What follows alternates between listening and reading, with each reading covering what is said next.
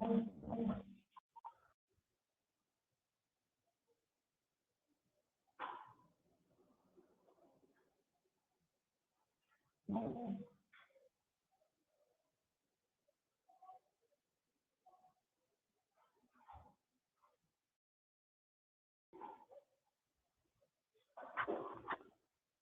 जी, आज का live session start करते हैं।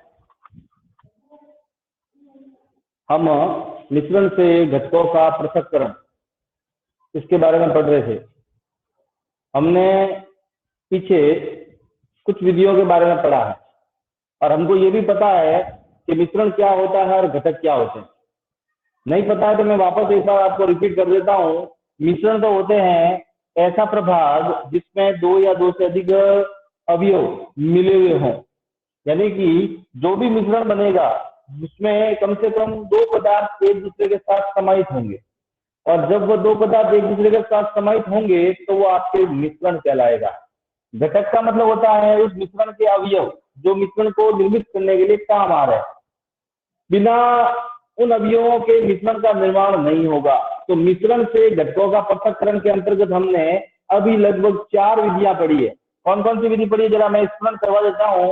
पहली विधि थी जो आपकी विधि थी वाष्पीकरण। वाष्पीकरण विधि के बारे में आपने पढ़ा था कि ऐसे प्रभाग जिसमें एक भाग तो वाष्पित होता है और एक भाग वाष्पित नहीं होता, इस प्रकार के मिश्रणीय भागों को आप उस विधि के द्वारा अलग कर सकते हो। दूसरी विधि पढ़ी थी जो थी आपके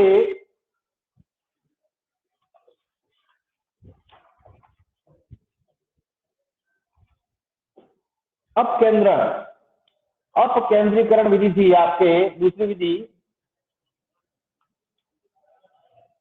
जिसमें भारी कण नीचे बैठ जाएंगे, हल्के कण ऊपर आ जाएंगे और मथ कर उसको हम अलग कर सकते हैं। विशेष रूप से जो मक्खन निकालने की प्रक्रिया होती है वो अपकेंद्रीकरण विधि द्वारा ही होती है। अपनी भाषा में उसको बिलोना करना कहते हैं। ठीक है। तीसरी जो विधि थी वो थी आपके निथारना विधि जो थी इसका उपयोग था विशेष रूप से अघुलनशील मिश्रणों के लिए, यानी कि ऐसे मिश्रण जो एक दूसरे के अंदर घुलते नहीं है।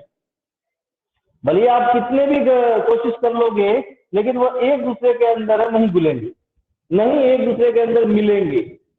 आप भले उनको हिला हिला के कितना भी समय तक हिला दो लेकिन वह न तो एक दूसरे के अंदर समाहित होंगे और न ही एक दूसरे को पूर्णतया अपने अस्तित्व के बारे में जानकारी देंगे। दोनों अलग अलग स्वरूप में ही रहेंगे। उस पदार्थों को अलग करने के लिए निथारना प्रक्रम है वो काम में लिया जाता है। अघुलनशील द्रव्य मिश्रणों को अलग करने का काम होता है। तो विशेष रूप से जो तेल और जल के जो मिश्रणीय भाग हैं उनको अलग करने के लिए इस विधि का उपयोग हम आसानी से कर सकते हैं। और चौथी जो विधि पढ़ी थी हमने वो दिशाना के बाद थी आपके ऊर्ध्वपातन। ऊर्ध्वपातन के बारे में आप पहले चैप्टर में पढ़ चुके हैं और इसमें भी पढ़ी थी कि ऐसे मिश्रणीय भाग जो हम अगर गर्म करते हैं तो ठोस से सीधा गैस में बनेंगे और ठंडा करते वक्त गैस से सीधा ठोस में आएंगे बिना द्रव में बदले।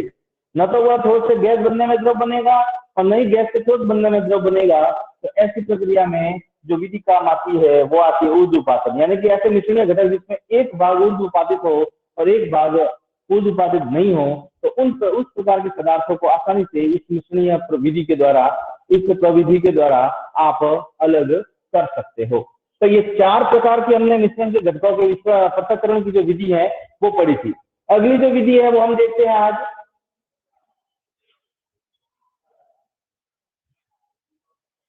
थोड़ा पिछला हमको स्मरण रहे ताकि हम आगे बढ़ने में सुविधा रहे। तो अगला जो घटक है उसमें क्या सिर्फ डाई एक रंग है या रंगों का मिश्रण है? क्या डाई एक रंग है? ये आपका टॉपिक है। डाई क्या होती है? तो डाई वैसे सही तौर पर कहें तो डाई का मतलब होता है रंगों का एक मिश्रण ही होता है डाई। आप नीले रंग का, लाल रंग की डाई हर प्रकार के सामानों में उपयोगी आती है। वर्तमान में बालों को रंगने के लिए डाई आती है। जो हम लिखते हैं उसके लिए कलर पाउडर आता है जिससे हम स्याही बना सकते हैं और हमारे लिखने के काम में आता है, वो भी डाई है। घर के अंदर कपड़ों को साफ करने के लिए जो गुली वगैरह का उपयोग होता है, सफेद कपड़ों को साफ करने के लिए, वो भी एक प्रकार की डाई है।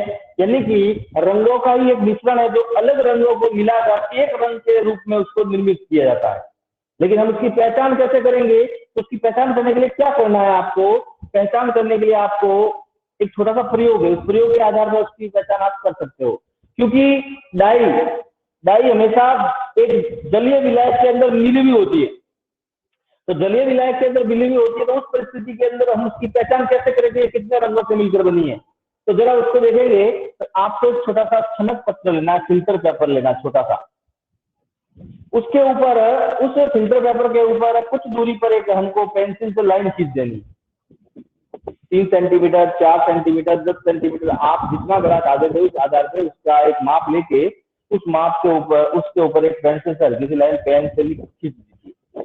उसके बाद उस लाइन पर ही बीचों बीच जो भी आपके पास डाई है, भले वो नीले रंग की है, भले वो काले रंग की है, उसके आप कुछ बूंदे रख दीजिए। आपके किताब में जो टॉपिक है वो काली स्याही का, तो हम काली स्याही रखते हैं। आपने काली स्याही के बूंदे है वो ड्रॉपर की सहायता से यहाँ पर आपने उस बूंद को गिरा दिया।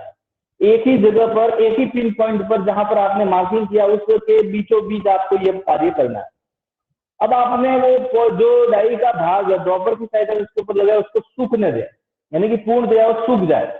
सूखने के पश्चात उस पत्रक को क्या करना है, एक छोटा सा बीकर लें और उस बीकर में थोड़ा सा पानी भरें, ज्यादा नहीं भरना है, थोड़ा सा पानी भरें। अब जो आपने डाई लगा के उसको सूखा के जो पत्रक रखा था उस पत्रक को इस भाग पर बांध दे। ध्यान रहे पानी में डुबोना नहीं है, उसको केवल पानी की सतह से टच करवाना, हल्का सा, उसको डुबोना नहीं है, हल्का सा टच करवाएंगे और टच करवाने पर उसको छोड़कर उसका प्रेक्षण करेंगे। तो आप क्या पाएंगे कि जैसे ही आपने पानी को टच करवाया है तो क्या होगा? तो हम सबको पता है जब भी हम कागज को या कागज के समान कोई भी वस्तु को पानी के संपर्क में लाते हैं तो धीरे धीरे पानी के कण है उस वस्तु के संपर्क में आने पर ऊपर उठना प्रारंभ करते हैं। जैसे जैसे पानी जैसे उस कागज के संपर्क में आएगा वो पानी के कण है वो आगे आगे बढ़ना शुरू करेंगे और जैसे जैसे बढ़ेंगे वो एक स्थिति आएगी जब उस रंग वाले भाग को भी पार करेंगे।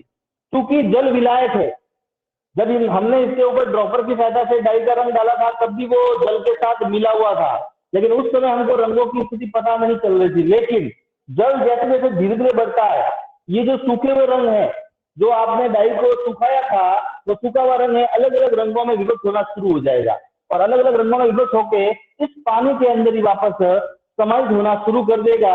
इस प्रकार की प्रक्रिया को आप क्रोमेटोग्राफी कह सकते हैं कि क्रोमेटोग्राफी विधि के द्वारा आप इसको अलग कर सकते हैं। क्यों? क्योंकि जल एक सार्वत्रिक विलायक के तौर पर काम कर रहा है और उस परिस्थिति के अंदर धीरे धीरे जैसे जैसे जल बढ़ेगा, अगर एक साथ बढ़ाओगे तो रंगों की स्थिति आपको क्लियर नजर नहीं आएगी, लेकिन जैसे जैसे धीरे धीरे जल बढ़ेगा वह जल उस डाई के रंगों को भी अपने साथ घोलने का कार्य करेगा।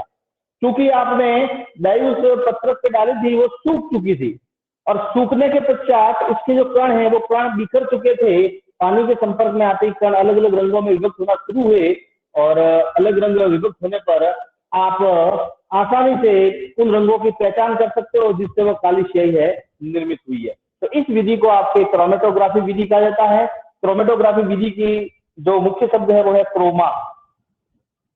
क्रोमा का अर्थ होता है रंग, यानी कि इस विधि का विशेष तौर पर उपयोग होता है रंगों को पृथक करने में। जो पिगमेंट्स होते हैं उनको पृथक करने के लिए इस विधि का विशेष रूप से उपयोग किया जाता है। तो क्रोमेटोग्राफी विधि विशेष रूप से रंगों को पृथक करने के लिए ही काम में आती है, इसलिए इसका नाम क्रोमेटोग्राफी रखा गया है।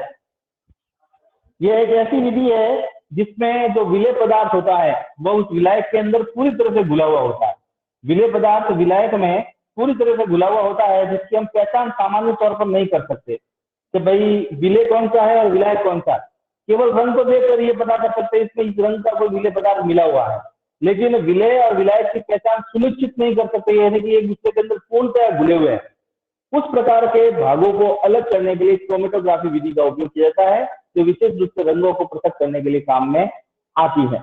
इसका क्या कहाँ का उपयोग है, कहाँ कहाँ पर इसका विशेष रूप से उपयोग किया जाता है? तो एक तो है डाई से रंगों का पृथक करने में, जो डाई होती है मैंने आपको बताया डाई से रंगों को पृथक करने में इसका उपयोग होता है।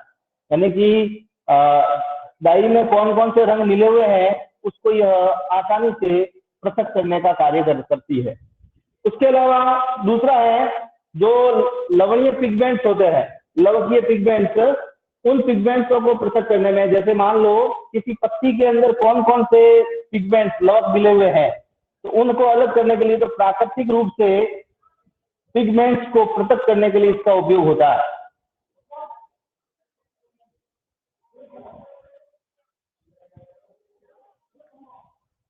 पृथक करने में इसका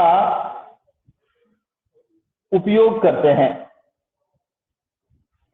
प्राकृतिक रूप से कौन से, तो हमने कक्षा 8 में लवकों के बारे में पढ़ा है। पेड़ पौधों के अंदर जो हरा रंग होता है वो पर्णहरित के कारण होता है।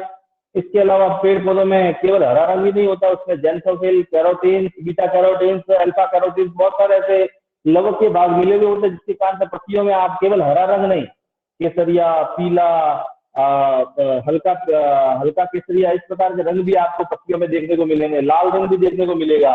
तो ऐसे ही पिगमेंट्स जो उस पत्तियों में मिले हुए होते हैं, जो प्राकृतिक रूप से प्राकृतिक लवकों में है, उन पिगमेंट से अलग अलग रंगों को निकालने के लिए भी इस विधि का, क्रोमेटोग्राफी का उपयोग विशेष रूप से किया जाता है। और तीसरा जो इसका उपयोग है वो उपयोग है हमारा रक्त। हमारे रक्त में नशीले पदार्थ, जो रक्त में हम अगर मादक पदार्थों का उपयोग करते हैं तो रक्त में नशीले पदार्थों को अलग करने में, यानी कि खून के अंदर अगर जो भी नशीला पदार्थ आपने डाल दिया है उसको अलग करने में भी इसका उपयोग है वो किया जाता है। अधिकांश लोग नशा करते हैं, नशा करने पर उसके शरीर में, खून में ही उस नशे का प्रभाव उत्पन्न होता है। मार्फिन, कोडीन, अल्कोहल जो भी है वो सब उस खून के अंदर जाकर मिलते हैं। खून में जाने के पश्चात ही वह उसके नर्वस सिस्टम को बाधित करना शुरू करते हैं। तो जब कभी नशा बहुत ज्यादा अपार स्थिति में चला जाता है तो व्यक्ति को ठीक करने के लिए उसके अंदर से नशीले पदार्थों को बाहर निकालना पड़ता है। और बाहर निकालने के लिए जो नशीले पदार्थ निकालना है तो वो क्रोमेटोग्राफी विधि के द्वारा ही खून को बाहर निकालकर क्रोमेटोग्राफी विधि के माध्यम से उन कणीय भागों को बाहर निकाला जाता है जो रक्त में नशा पैदा करने का कार्य कर रहे हैं। तो उस प्रकार के भाग को अलग करने के लिए क्रोमेटोग्राफी विधि का उपयोग है विशेष रूप से किया जाता है। तो ये थी आपके क्रोमेटोग्राफी विधि। अगली हम विधि पढ़ते हैं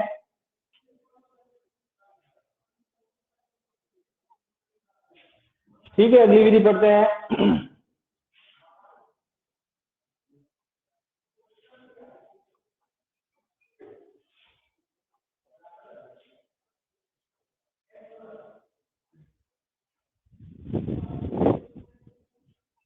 दो घुलनशील द्रव्य मिश्रण है। यहां शब्द आया है घुलनशील, आगे हमने पढ़ा था अघुलनशील। अघुलनशील का मतलब एक दूसरे के अंदर समाहित नहीं हुए। ये दो घुलनशील द्रव्य मिश्रण उनको पृथक कैसे करें, यानी कि एक दूसरे के अंदर मिल गए हैं, अब आप उसको पृथक करना है, आपको कहा गया कि अलग करो, तो अलग कैसे करें। हमने आगे जो पढ़ा था वो था अघुलनशील। अघुलनशील था, इसका मतलब वो तो मिश्रण था आपको विषमांगी। विषमांगी मिश्रण में दोनों ही घटक दिख रहे थे, तेल और जल जो आपने मिलाया था वो दिख रहा था। लेकिन इस प्रकार के भागों के अंदर जिसमें जो मिलाया हुआ है वो एक दूसरे के अंदर पूर्णतः समाहित हो चुका है, यानी कि विलायक और विलय दोनों एक दूसरे के अंदर पूर्णतः समाहित हो चुके हैं। तो विलायक और विलय पूर्णतः समाहित हो चुके, तो उस प्रकार की पद्धति में हम किस प्रकार से उसको अलग करेंगे। जैसे आपकी किताब में जो उदाहरण दिया वही उदाहरण हम लेते हैं, जल प्लस एसीटोन। एसीटोन मैंने आपको आगे भी बताया, चैप्टर 1 में एसीटोन के बारे में बताया था। एसीटोन क्या होता है भाई, कहाँ उपयोग होता है एसीटोन का, जरा मुझे बताएंगे एसीटोन का कहाँ उपयोग होता है।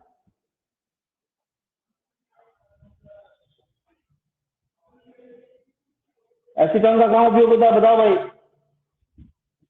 जल प्लस एसीटोन, जल तो हम सबको पता है कि सार्वत्रिक विलायक है, एक प्रकार से घोलने वाला सबको, तो अपने अंदर हर प्रकार की चीजों को समाहित करने की क्षमता रखता है ये एसीटोन। जो नेल पॉलिश हम करते हैं, या रंग जो होता है उसको हटाने के लिए, विशेष रूप से नेल पॉलिश को जो हटाने के लिए किस द्रव्य मिश्रण का उपयोग करते हैं? एसीटोन का करते हैं। हाथ पे लेने पर वो हमारी हाथ की उष्मा के संपर्क में आने के कारण इसके कणों की गतिशीलता बढ़ जाती है, जिसके कारण से यह हमको ठंडक का अनुभव भी करवाता है। चैप्टर 1 के अंदर हम इसके बारे में पढ़ा था। जल और एसीटोन जब एक दूसरे के साथ मिल जाते हैं तो आप पहचान नहीं कर पाओगे, क्योंकि जल का भी रंग वैसा ही होता है, एसीटोन का रंग भी वैसा ही होता है, तो आप पहचान नहीं कर पाओगे कि दोनों एक दूसरे के अंदर मिले हुए हैं। केवल हम उसको हथेली पे लेंगे, उसकी ठंडक का एहसास होगा, शीतलता का एहसास होगा, तब आप पहचान कर पाओगे इसमें कुछ ना कुछ उसके अंदर मिला हुआ है। लेकिन आपको कहा जाए कि जल और एसीटोन को अलग करना है, तो अलग करने के लिए हमको थोड़ी एक अलग प्रकार की विधि का उपयोग करेंगे। उस विधि का नाम है आपके आसवन विधि।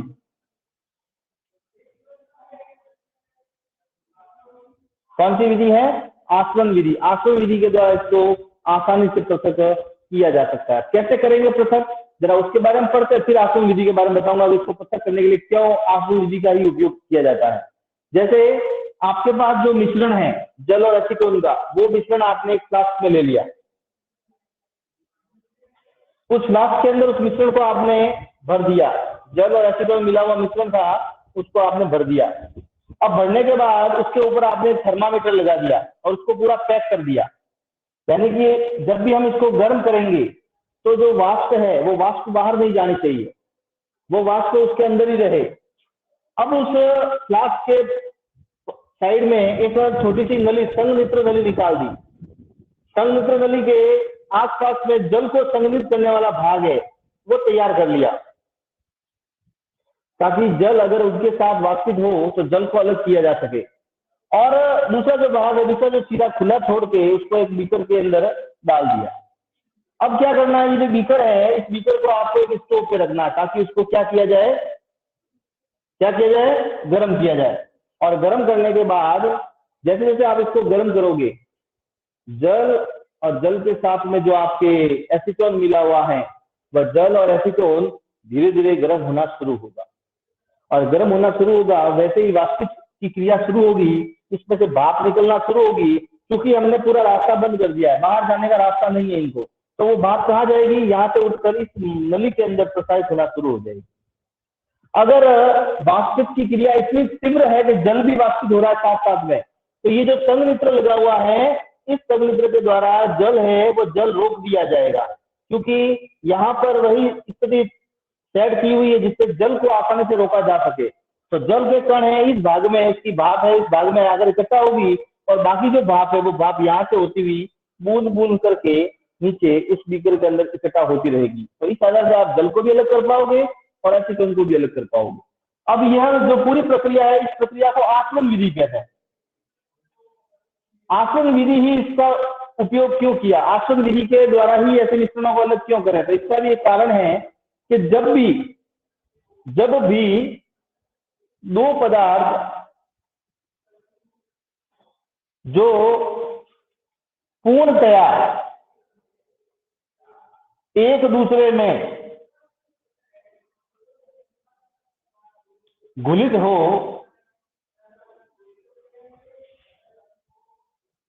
और उनके क्वोथनांकों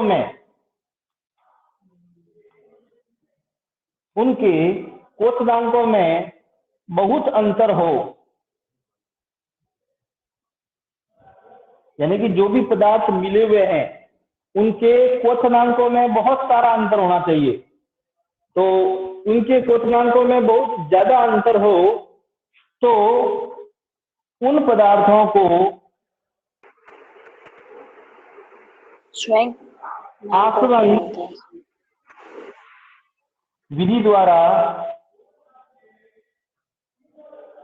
आसवन विधि द्वारा अलग कर सकते हैं।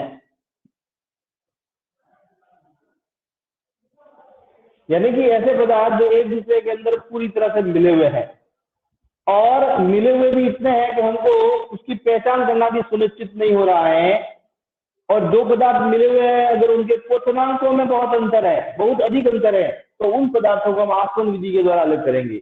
आसवन विधि वहीं पर काम आएगी जहां पर दो पदार्थों का या दो से अधिक जो भी पदार्थ मिले हुए हैं, सबके क्वोथनांकों में बहुत ज्यादा क्या होना चाहिए, अंतर होना चाहिए। और अंतर होना चाहिए, क्वोशनांकों की बात हो रही है। पहले पाठ के अंदर क्वोशनांक के बारे में भी पढ़ चुके हैं। जरा मुझे क्वोशनांक के बारे में बताएंगे, क्वोशनांक क्या होता है? क्वोशनांक क्या होता है, जरा मुझे बताएंगे कि क्वोशनांक की स्थिति क्या होती है?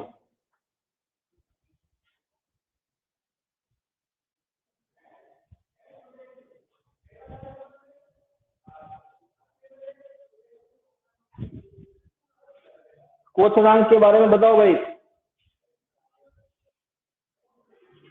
केवल मुख्य दर्शक बनकर देखने से कुछ नहीं होगा।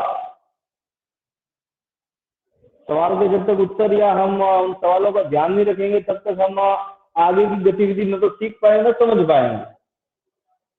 क्वोशनांक की जो बात मैंने आपको बताई थी, तो क्वोशनांक सुन लो। वह तापमान,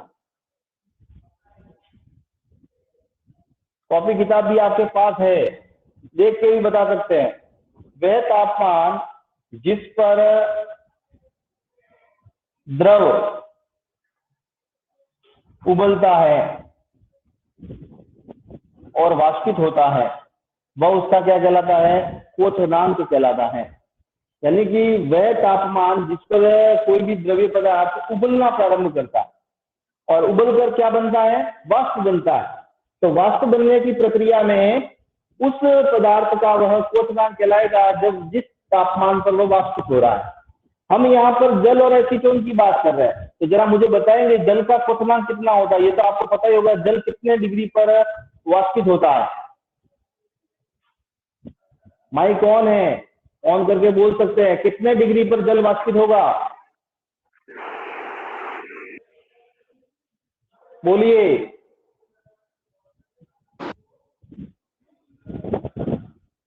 कितने डिग्री पर जल वाष्पित होगा?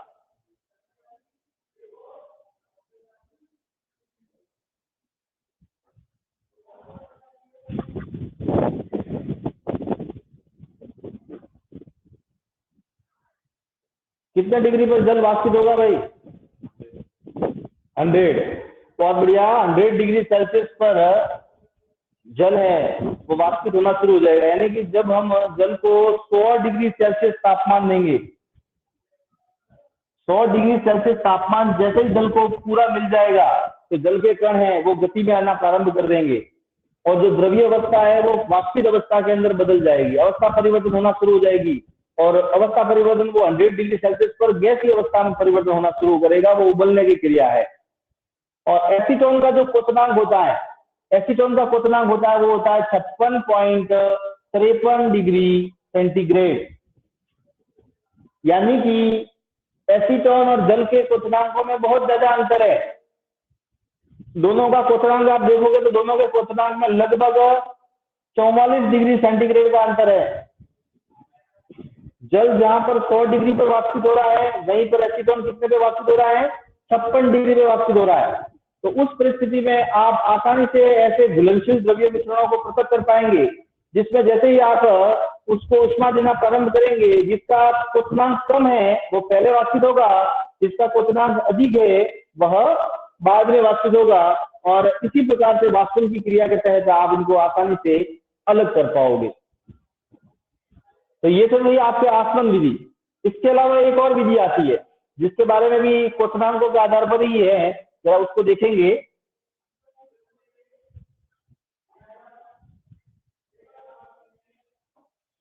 वह भी इसी प्रकार के घुलनशील मिश्रणों के लिए ही काम आती है। आसवन विधि का ही एक भाग है जिसको बोलते हैं प्रभाजी आसवन।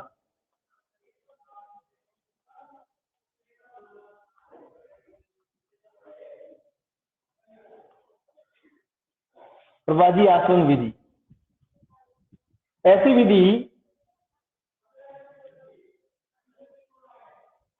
ऐसी विधि जिसमें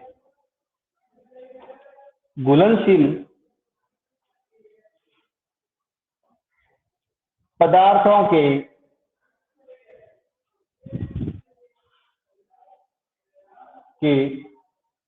क्वोशनांकों में घुलनशील पदार्थों के क्वोशनांकों में कम से कम 20 डिग्री सेंटीग्रेड का अंतर होना चाहिए। यानी कि जो भी पदार्थ उसमें मिले हुए हैं, अगर एक पदार्थ का मान लो 100 डिग्री सेंटीग्रेड तापमान वाष्पित होने का है, तो दूसरे का 120 होना चाहिए कम से कम, तब जाकर ये अलग हो पाएंगे। तो क्वथनांकों में 20 डिग्री सेंटीग्रेड या 25 केल्विन तापमान का अंतर हो तो प्रभाजी आसवन विधि द्वारा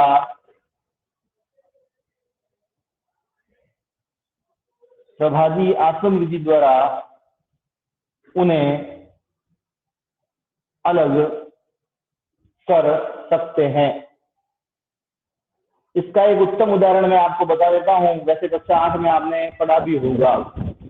सबसे उत्तम उदाहरण है पेट्रोलियम पदार्थ, प्रभाजी आसवन विधि द्वारा ही अलग होते हैं।